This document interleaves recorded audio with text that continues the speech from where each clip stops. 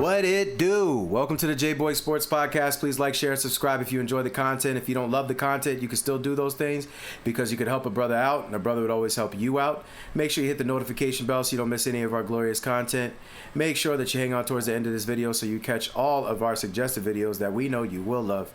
And lastly, you want to make sure that you definitely comment because I will reply. Ball is life. You know how we do around here. With that said, Anthony Davis. I haven't talked about him as much lately, but something that you want to keep in mind, and I've been saying this for a long time, Anthony Davis is like that. And I think people tend to forget the same way you forget how good Dwayne Wade was in his prime, the same way you forget how good Chris Bosh was in his prime, the same way you forget about Kyrie Irving, the same way you forget about Kevin Love, the same way some of y'all have forgot about Russell Westbrook. You are definitely still forgetting about Anthony Davis. Anthony Davis, when healthy, is an animal. He's an animal. He is the best defender and offensive player in combination in the entire NBA, in my opinion, when healthy and when motivated. The problem with Anthony Davis is that sometimes he struggles with his health, and sometimes I also believe he struggles with his motivation. Why do I believe the motivation is a struggle? Because when you're as great as he was, now listen, some of you may not get this. Some of the younger viewers may not understand this. Before Anthony Davis came to the Lakers, he was one of the best players in the world. He was arguably a top 5. He definitely was putting up the best stats in the league at one point. Everybody wanted a piece of him. Pause. No Diddy. But then somehow, for some reason, he got under Clutch. Clutch convinced him that he needed to join Bron in LA, and he ran out here to be a sidekick. Now, why do I call him a sidekick? Because even though Anthony Davis actually is better than LeBron James, when you factor in the defense and the skill set, and right now, towards the end of LeBron's career, he's definitely better than LeBron. But you would never know it because his mentality is laid back. But I don't understand why any man, and I said this in my Dwayne Wade video, I don't know why a man would join another man to help that other man get all the praise. Because that's ultimately what's going to happen with LeBron. In the 2020 bubble championship run, Anthony Davis was the best player on that team, by far. And even in the finals, he sacrificed his offense to guard Jimmy Butler. After Jimmy Butler gave LeBron James a 40-point triple-double in a win, which I don't think has ever been done before in the playoffs. But they're not going to tell you that because it was against LeBron. That's what he gave you. And until Anthony Davis switched on Jimmy Butler full-time, the Heat actually were doing pretty well. And then obviously some people got hurt, and that slowed them down too. But they were doing all right. They just ran into a buzzsaw, and Dwight Howard, and Anthony Davis was just too good at the end of the day. But he was the best player that year. But they manipulated it to go to LeBron. But it was actually Anthony Davis in those finals. Take a look at these numbers, man. Giannis is my second favorite player in the league. I think Giannis is super talented. He already has a ring. He's shown that he has a level of Mamba mentality. I feel like he struggled the last few years, but, he did get it done once. But when you look at their career stats, now remember, AD has played the last few years with LeBron, so he's had to dumb himself down a lot. Giannis has been more healthy too, even though recently he's been kind of hurt and banged up. Career games, Giannis, 859. AD, 787. That's a big difference. Career points, 18,978. For Giannis, it's 20,538. It's close. Rebounds, 8,416 for AD.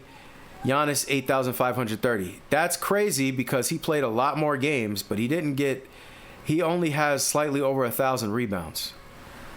You give Anthony Davis 100 more games, just 100 more. And I think that not just 100 because he's not 100 games behind him. You give him 50 more games, I think he's past Giannis in that category. Assists, Giannis has way more, so he's got him there.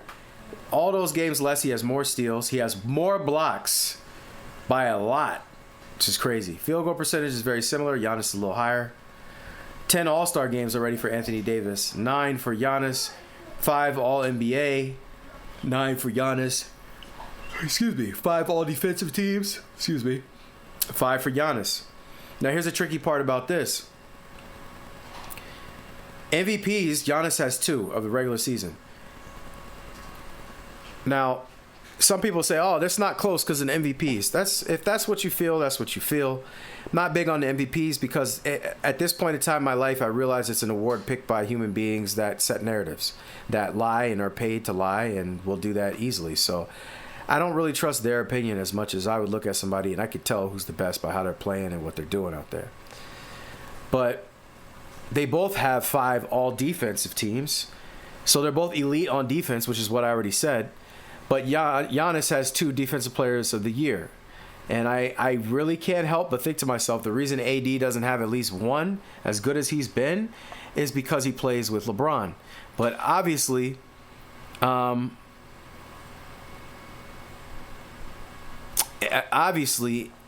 Davis is a great defender and should have gotten a Defensive Player of the Year by now. Probably even one of Giannis's. So it would have been 1-1. As far as rings, they both got 1. Finals MVP, Giannis has 1. But I told you, that really could have gone to AD in that 2020 bubble. So these numbers are close. These numbers are very close. But the main reason that you need to keep these numbers in mind is that somewhere down the line, they're going to try to tell you Anthony Davis wasn't as good as he actually is. He is very good. He's on the level of Giannis. Anthony Davis got to play with LeBron James for the past 7, 8 years or whatever it was. And then some people say, oh, that's not a super team. Well, maybe it's not, but you're still doing a Kobe Shaq type thing. You're pairing Anthony Davis with LeBron James. And as you can see, the numbers here are similar. The only difference is the mindset. Now, I'll say, Giannis is way more aggressive, but this guy doesn't seem to be a slouch. So, at the end of the day, it's a lot closer than you think between these 2 players. They're 2 of the best power forwards to ever play. I see a lot of people try to run over to just support Giannis, which is fine because I'm a Giannis fan. But AD is like that. And I didn't like him being on the Lakers at first, but I've grown to have love for him. And the guy really is a baller. There's no getting around it. More people need to put respect on his name. He pretty much disappears in the offseason, but he's like that, man. So for all you people thinking, oh, well, that, LeBron lost because Anthony Davis, no, man. Anthony Davis is essentially Giannis Antetokounmpo with less drive. I'll give you that. But they're the same person. One plays on Dallas, one plays on the Bucks. So thank you very much for listening to this long. I thought this was a pretty cool comparison to look at these 2 guys and how their stats manufacture themselves or manifest themselves. So I really appreciate your time. Please like, share, and subscribe to this content. Make sure you hit the video so you can catch any of our really, solidified content. And lastly, hang on towards the end of this video because we have some other suggested videos that we know you'll love. And you want to make sure, all right, that you comment, because if you comment, then I can reply and we can continue the conversation and jump into the algorithm. So thank you very much for your time. I truly appreciate you. Thank you very much. Much love.